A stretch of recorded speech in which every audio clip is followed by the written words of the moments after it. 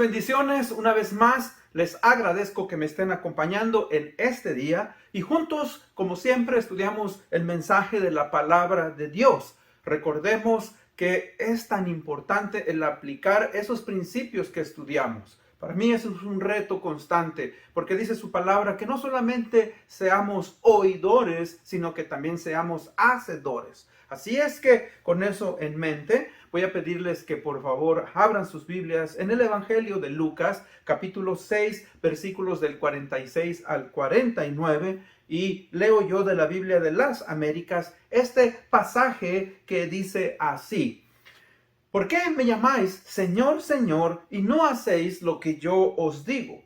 Todo aquel que viene a mí y oye mis palabras y las hace, os indicaré a quién es semejante. Semejante es al hombre que al edificar una casa cavó y ahondó y puso el fundamento sobre la roca, y cuando vino la inundación, el río dio con ímpetu contra aquella casa, pero no la pudo mover porque estaba fundada sobre la roca. Mas el que oyó y no hizo caso, semejante es al hombre que edificó su casa sobre la arena, sin fundamento, contra el cual el río dio con ímpetu y luego cayó, y grande fue la ruina de aquella casa. Vamos a ir en oración y inclinemos nuestros rostros. Padre, gracias te damos en este día por el privilegio y la oportunidad que nos das de poder estudiar el mensaje, Señor, de tu palabra. Especialmente, Señor, entender, como dice este pasaje, de llamarte Señor y, Padre, sujetarnos a tu palabra, a tus mandamientos, y, Señor, que tú seas quien tome control y gobierne nuestras vidas. Que nuestro fundamento, Señor, esté puesto en la roca que es Cristo, para que el día de mañana, Señor, no tengamos que llorar y tener una pérdida, sobre todo, de nuestra vida eterna y estar separados de ti. Padre, ayúdanos, Señor, a seguir adelante. Te amamos, abre nuestra mente, nuestro entendimiento para poder honrarte y glorificarte. En el bendito nombre de Cristo Jesús pedimos esto. Amén. Bueno, una de las características que podemos ver en las enseñanzas de nuestro Señor Jesucristo es que constantemente, ¿verdad?, las multitudes seguían al Señor Jesucristo. Y obviamente este es la conclusión del sermón del monte, donde el Señor Jesucristo termina dando una enseñanza, una parábola en donde edificar su casa, y les lanza el reto del versículo 46. Dice: ¿por qué me llamáis Señor, Señor, y no hacéis lo que yo os digo? Así es que con eso en mente, hoy vamos a estudiar el tema de el señorío de Jesucristo en nuestras vidas.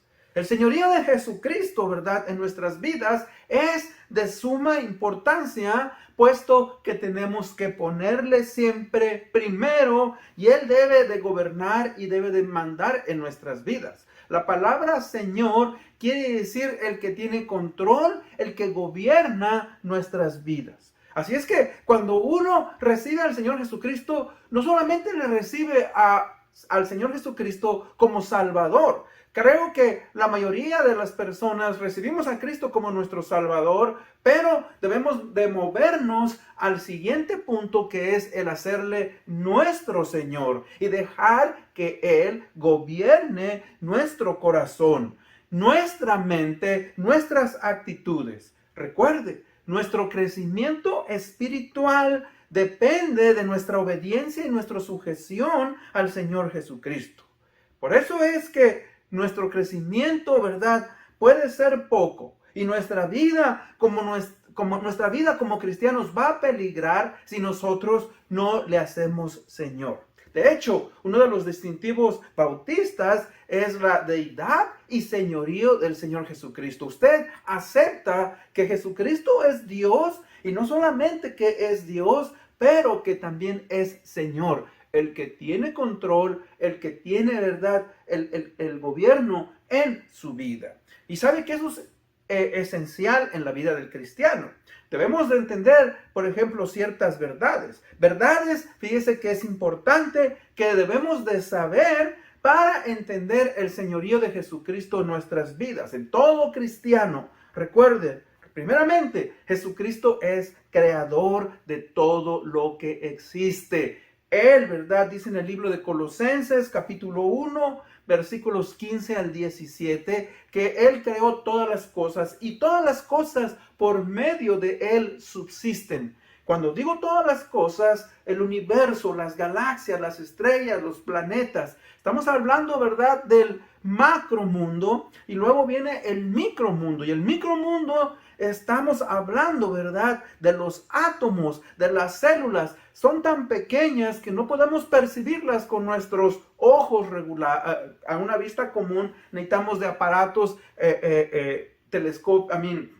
microscopios electrónicos que permiten ver la materia. Y así como el mundo hacia afuera, el macromundo es tan extenso, el micromundo es de la misma manera extensísimo. Fíjese que eso a mí me sorprende, porque Cristo Jesús, ¿verdad?, es el creador de todo lo que existe, y Él, ¿verdad?, nos manifiesta el poder del trino Dios, Dios Padre, Dios Hijo, Dios Espíritu Santo.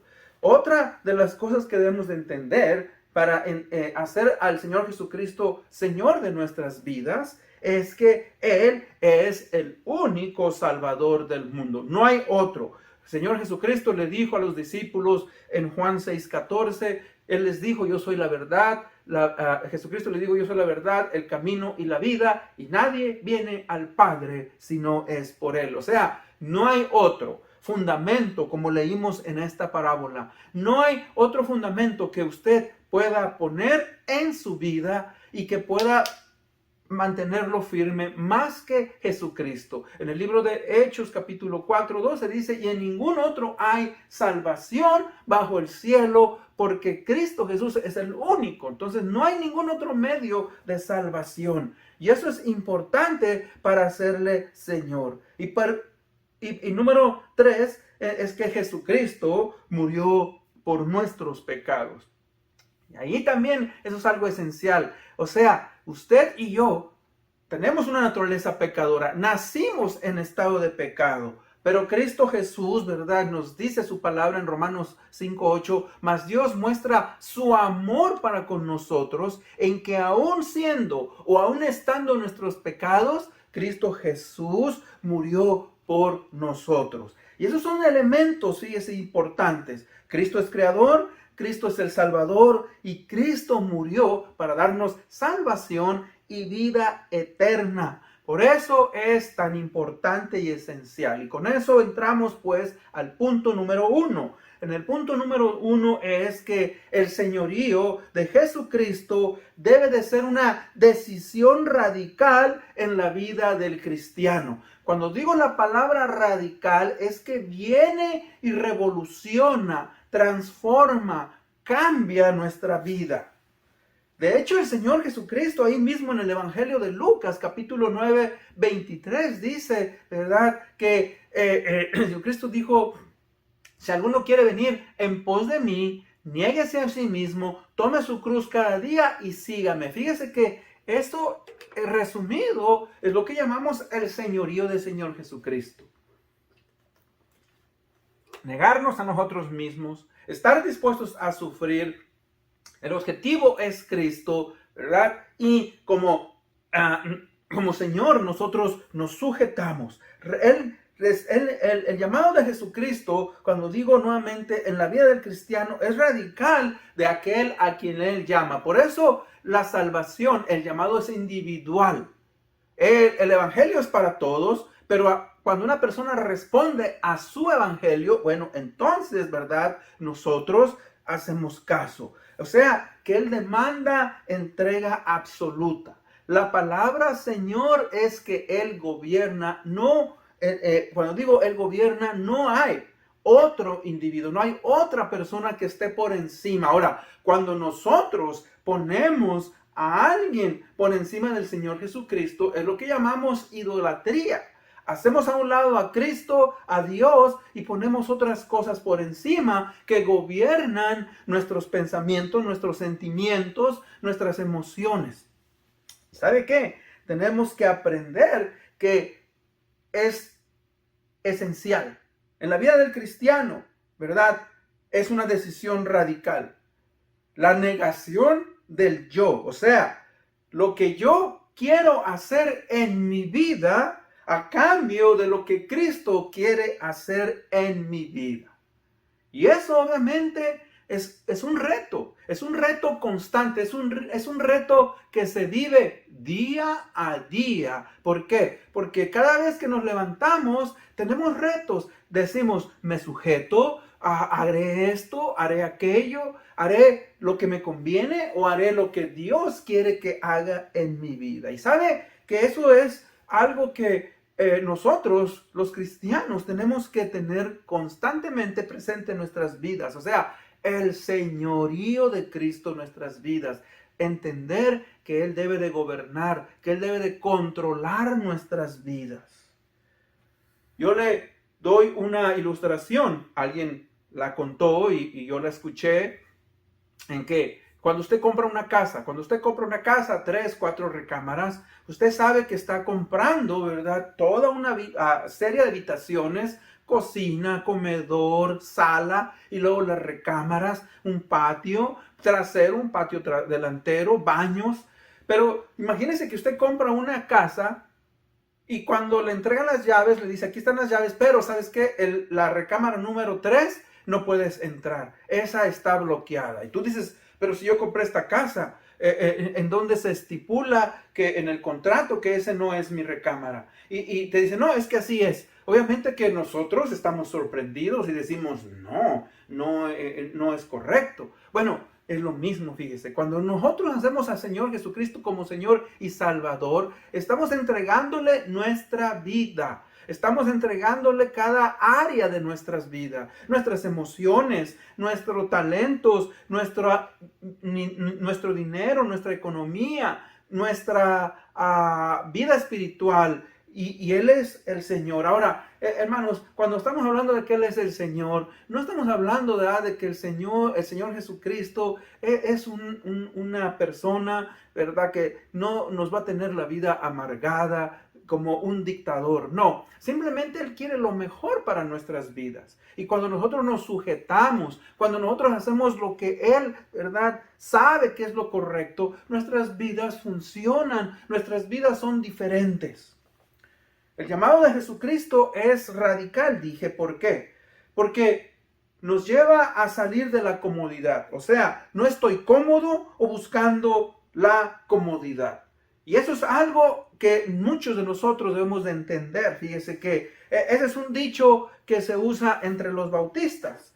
Este dicho entre los bautistas dice que los cristianos asisten al servicio del domingo por la mañana, los bautistas al servicio del domingo por la noche y los que son salvos al servicio del miércoles por la noche. O sea que si usted asiste a un servicio del día miércoles por la noche a una iglesia, se va a sorprender y se va a quedar, ¿verdad?, con la boca abierta de la cantidad tan mínima de gente que vienen a la iglesia. La iglesia es el cuerpo de Cristo. Y hermanos, debemos de tener un compromiso. Fíjese que ahí es cuando debemos de salir de esa comodidad. Venir a la iglesia local es para nuestra edificación espiritual y personal, es para tener un compañerismo, es para tener una relación con el Señor. Y muchos cristianos en el día de hoy, después de la pandemia, se han quedado cómodos. Una de mis motivaciones que yo tengo para grabar, hermanos, no es aquellos que se quedan en casa. Hay muchas personas que no están viviendo en el estado donde yo vivo, que viven viven en otros estados y aún en otros países. Fíjense que esa es mi motivación. Muchas veces he estado yo queriendo, ¿verdad?, cancelar estas grabaciones. Pero lo hago por aquellas personas, aquellos que me mandan un texto y me dicen, pastor, gracias por su enseñanza, gracias por esto. Esa es mi motivación. Pero si usted vive y es miembro de la iglesia, primera iglesia hispana de Hills en Las Vegas, yo le mando, ¿verdad?, y le exhorto a que usted venga a la iglesia. ¿Por qué? Porque la comodidad es uno de los enemigos más grandes del ser humano y del creyente. O sea que nos confiamos por nuestros logros del pasado. Pero aprende una cosa, siempre hay algo nuevo que hacer. Siempre, perdón, tenemos algo que hacer nosotros y debemos, ¿me entiende?, a salir de esa comodidad. La comodidad, fíjese, tiende a hacernos perezosos, flojos. Fíjese que uno de los problemas más grandes en nuestros tiempos son las enfermedades que son causadas por el ser sedentario. Sedentario es que la persona no se mueve, no sale de su casa, no hace ejercicio. Fíjese que la falta de ejercicio y no tener disposición de hacerlo nos lleva a tener una salud inapropiada. Entre nosotros los hispanos, usted sabe, la obesidad, el diabetes y otras enfermedades que van juntas, ¿verdad?, son grandes. Y eso nos trae complicaciones en nuestra salud. Y es lo mismo, mis hermanos, cuando nosotros estamos cómodos como cristianos, pues estamos en un estado en el cual no nos desarrollamos, no estamos niños en Cristo, no nos fortalecemos. Fíjese que el conformarnos con ser salvos, el conformarnos con la salvación es vivir una vida mediocre. Uno de los privilegios más grandes que podemos tener como hijos de Dios es el de servirle y el de honrarle con nuestras vidas. La vida del cristiano debe de ser de un constante esfuerzo. En 1 Corintios 16:13 dice, estén alerta, permanezcan firmes en la fe, pórtense varonilmente, sean fuertes. Segunda de Timoteo 2:1 dice, tú pues, hijo mío, esfuérzate en la gracia que es en Cristo Jesús. La palabra de Dios para todos dice, Timoteo, hijo mío, saca fuerzas del generoso amor que Dios nos da por medio de Cristo Jesús. O sea que el esforzarnos quiere decir que vamos más allá de lo que podemos dar.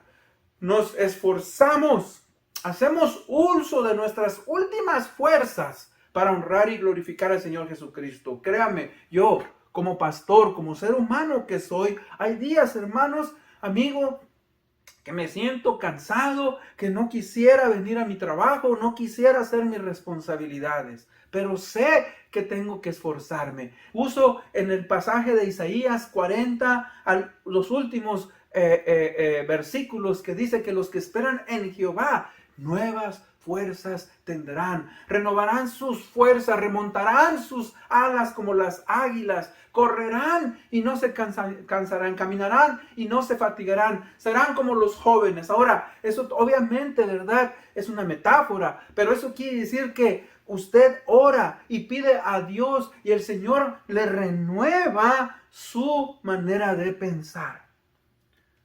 Otra de las cosas que tenemos, ¿verdad?, en cuanto al señorío del Señor Jesucristo, es que estamos dispuestos a sufrir y sacrificarnos por Jesucristo. Fíjese que es una marca esencial del señorío del Señor. El haber nacido de nuevo, ¿verdad?, es el estar dispuesto a sufrir y sacrificarme por Jesucristo.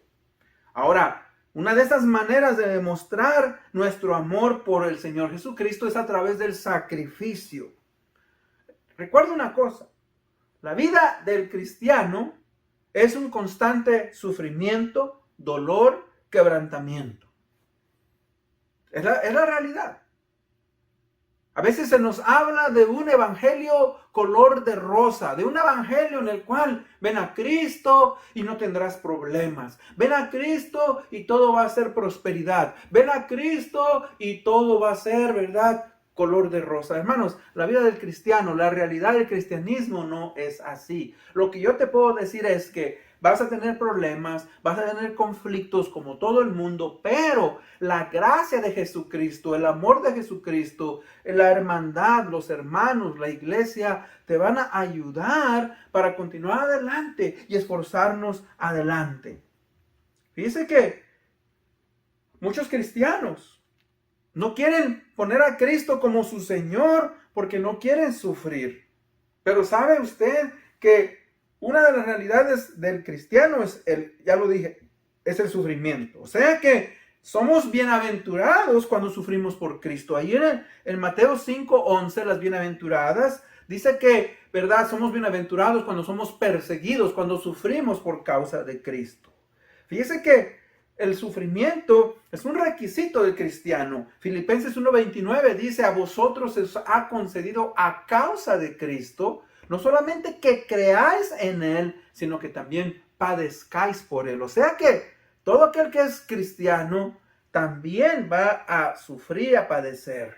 Fíjese que somos aprobados por Dios cuando sufrimos o somos perseguidos. En 1 de Pedro 2:20 dice una porción, pero si cuando hacen lo bueno sufren por ello y lo soportan, entonces, ¿verdad? Demuestran que son hijos de Dios. Fíjese que también sufrimos cuando crucificamos la carne a los deseos que tiene la carne. Negamos al yo, Gálatas 2:20. Y todo esto, mis hermanos, es que debemos de aprender a hacerlo porque amamos a Cristo. Debemos de hacerlo como Cristo, ¿verdad? Sufrió por nosotros con gozo. Recuerden una cosa, pues, que la vida del cristiano es de constante sacrificio. Yo le hago una pregunta. ¿Ha tenido usted que sacrificar algo por honrar a Jesucristo? Fíjese que no estamos hablando de que, bueno, es que yo vengo a la iglesia y me sacrifico. Hermano, hermana, si tú conoces al Señor Jesucristo, el venir a la iglesia es tu responsabilidad. Cuando digo que estamos sacrificando, ¿has sacrificado alguna vez tu economía? ¿Has sacrificado tu tiempo, pero de una manera en la cual no solamente para venir a la iglesia, pero, por ejemplo, para ir a visitar a un hermano al hospital, para ir y escuchar a alguien? O sea, hay muchas cosas. ¿Está usted dispuesto a sacrificarse cuando llegue el momento oportuno? Hay momentos en los cuales, fíjese que en la iglesia siempre hay algo que hacer. En la iglesia hay necesidad de muchas cosas. Y muchas veces, hermanos, estamos cómodos, no queremos movernos al siguiente paso, no queremos, ¿verdad?, salir del área de comodidad en el cual nos encontramos. Y eso obviamente no es correcto, no es bueno. Otra de las características, ¿verdad?, de una persona que acepta el señorío del Señor Jesucristo es que las enseñanzas de la palabra de Dios no nos ofenden. Juan 6, del 60 al 69. Si usted estudia ese pasaje, el Señor Jesucristo le está diciendo a la multitud, ustedes me siguen, ¿verdad?, porque comieron pan y quieren más pan. Y dice que el Señor Jesucristo los confrontó y les habló que Él es el pan de vida y que ellos debían de comer su cuerpo y aceptarlo como el sacrificio de Dios. No que deberían de comer literalmente su cuerpo, no, sino aceptarle como el Hijo de Dios, y el sacrificio que Él iba a hacer en la cruz del Calvario sería suficiente para la salvación y la vida eterna. Ahora, esto ofendió a muchos. Muchas personas se ofendieron. Y dice, muchos de sus discípulos se apartaron y dejaron de seguirle. Ahora, quedaron los 12 y el Señor Jesucristo les lanzó un reto y les dice, ¿también ustedes quieren irse? Váyanse. Ahora, Pedro, una de las pocas veces que responde sabiamente, le dice, Señor, ¿a dónde iremos? Tú eres el único que tiene palabra de vida. Así es que, fíjese que cuando usted hace al Señor Jesucristo como Señor de su vida, usted recibe las enseñanzas. ¿Y sabe qué? Sí, hermano, la palabra de Dios nos va a confrontar. La palabra de Dios va a hacernos sentir incómodos. Muchas personas vienen a la iglesia escuchan el mensaje. Y yo al predicar, al estar observando, veo caras, veo sonrisas, veo codazos, veo que les incomoda eso. Yo le he dicho, ¿verdad? Cuando yo vengo y traigo un mensaje, yo no vengo pensando, bueno, este mensaje es para este. A veces preparo mensajes en cuanto a toda la iglesia, las necesidades. A veces son necesidades para mujeres, necesidades para hombres, necesidades para jóvenes, necesidades para todos. Pero no vengo yo pensando en fulano, en sutano, ¿verdad? Aunque a veces, obviamente, ese mensaje va a caerle a algunos individuos. Por ejemplo, hay gente que me ha dicho, ¿cómo puede un Dios de amor mandarme al infierno? Bueno, si usted obviamente no se arrepiente, o usted obviamente no quiere, fíjese, no quiere poner al Señor Jesucristo como el Señor de su vida. Y es importante y es necesario que aprendamos a hacer caso. ¿Cómo puede un Dios de amor condenar a personas, verdad, que se casan entre un hombre con un hombre, una mujer con una mujer? ¿Por qué la enseñanza de la palabra de Dios es tan dura? Bueno, tenemos que entender ciertas cosas. Cuando usted hace a Dios Señor de su vida, entiende que Dios es soberano. Soberano quiere decir que Él tiene y ejerce autoridad suprema sobre toda su creación. Y nadie puede controlarlo. Eso es algo que tenemos que aceptar. Recuerde que Dios es justo. Y cuando digo que Dios es justo, Él trae justicia. Y cuando Él trae justicia, Él va a hacer lo que es correcto. En Él, mis hermanos, no hay engaño. Así como Él premia al bueno, también va a darle al malo, ¿verdad? Conforme a sus obras. Y eso tenemos que aceptarlo.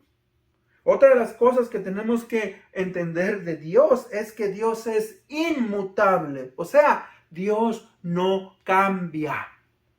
Jesucristo es el mismo ayer y hoy y por los siglos, Hebreos 13. Entonces, fíjese que nosotros tenemos que aceptar que cuando Dios viene y nos confronta a través de su palabra, ya sea a través de que la leemos, a través de que la escuchamos, a través de que escuchamos un mensaje por medio de la radio, por medio del internet, ¿me entiende? Hermanos, no nos vamos a ofender, no vamos a salir corriendo y decir, esto me ofende. Y si te ofende, analiza tu vida.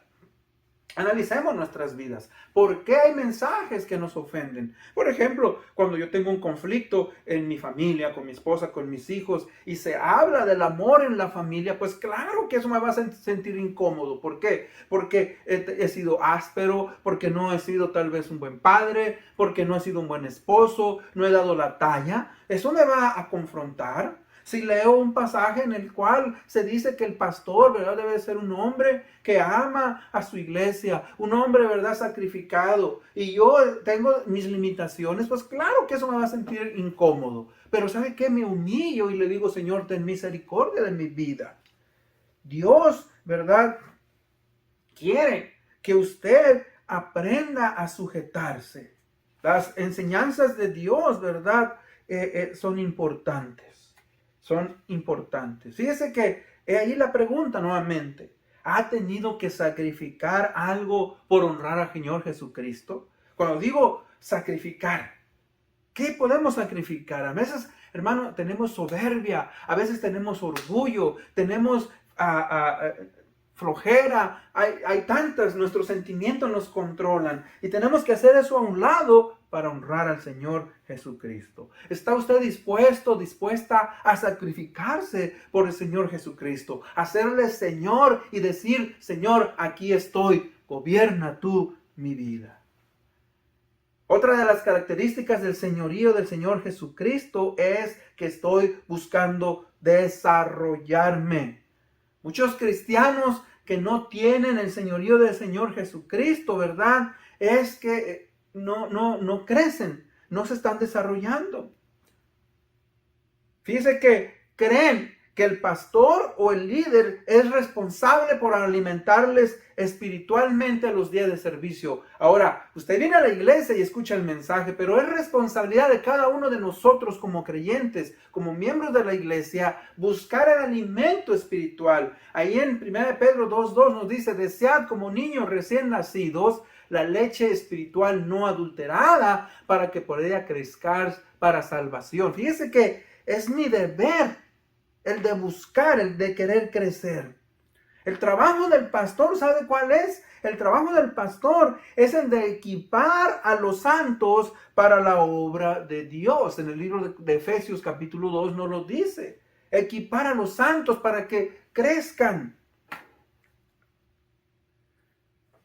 Fíjese que igual muchas veces nosotros creemos que la responsabilidad del pastor, ¿verdad?, es la de evangelizar y discipular. El pastor debe de hacerlo, pero ¿sabe qué? Todos los otros que somos salvos, que somos miembros de la iglesia, debemos tener ese deseo de evangelizar y discipular. Tenemos que aprovechar, mis hermanos, las oportunidades. Punto número 2. El señorío del Señor Jesucristo se demuestra con obediencia. Dice el pasaje, ¿por qué me decís Señor, Señor, y no hacéis lo que yo os digo? O sea que es una contrariedad, es algo contrario llamar al Señor Jesús Señor y no obedecer sus mandamientos. Fíjese que muchos de los seguidores del Señor Jesucristo no solamente le buscaban porque querían beneficios, querían comer, querían sanidad, querían ver milagros. ¿Y sabe qué? El verdadero discípulo del Señor Jesucristo obedece sus mandamientos y los pone en práctica. En Juan 14:15 dice, si ustedes me aman, guardarán mis mandamientos. Y fíjese que cuando usted tiene al Señor Jesucristo como Señor, usted se sujeta y guarda los mandamientos. La sujeción y obediencia a su señorío, ¿verdad?, nos demuestra que estamos edificando nuestra vida, tanto en este mundo y la vida venidera, de una forma correcta. Por eso dice, el que oye estas palabras y las hace, lo voy a hacer semejante a un hombre que edificó su casa, cavó y puso un fundamento en la roca. Y vinieron los ríos, y vinieron las lluvias y los vientos, y esa casa permaneció. Pero dice, el que oye estas palabras y no las hace, lo compararé a un hombre imprudente que edificó su casa sobre la arena y no le puso fundamento. Y vino la lluvia, y vinieron los ríos, y vinieron las inundaciones. Dice, y esa casa, como no tenía fundamento, cayó, y grande fue su pérdida. Ahora, hablando de las cosas materiales, bueno, podemos construir otra casa. Pero ¿sabe qué? Hablando de nuestra vida en este mundo y la vida venidera, no debemos nosotros, ¿verdad?, tomar a la ligera esas palabras del Señor Jesucristo. ¿Por qué? Porque de esa obediencia y de esa sujeción depende nuestra vida eterna. ¿En dónde está usted edificando su vida? ¿En la roca que es Jesucristo o en la arena que es este mundo? En la arena, ¿verdad?, que no nos va a mantener por toda la eternidad. Punto número 3. El señorío de Jesucristo se deja ver en mi vida personal y en mis decisiones. Fíjese que personas que están centrados en sí mismos, o sea, son egoístas, piensan en qué beneficio van a obtener.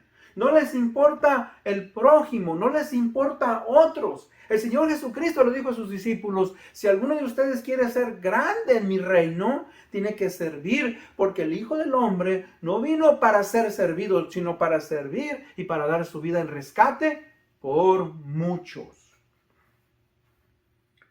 Fíjese que, hermanos, tenemos que aprender, pues, amigo, a tener un amor, ¿verdad?, por Dios, que nos lleva a centrarnos en otros. Y ese es el reto. Ese es el reto. En conclusión, el señorío de Jesucristo en nuestras vidas es de suma importancia, pues que Debo de ponerle a Él siempre en mi vida como el número uno y Él debe de gobernar nuestras vidas. Tristemente, para muchos de nosotros no es así. Y debemos estar constantemente rigiéndonos y diciéndole, Señor, yo quiero honrarte, glorificarte. Una de las maneras de mostrar ese señorío en nuestras vidas es a través de mostrar nuestro amor por Él. Dice, si ustedes me aman, guardarán mis mandamientos en el Evangelio de San Juan.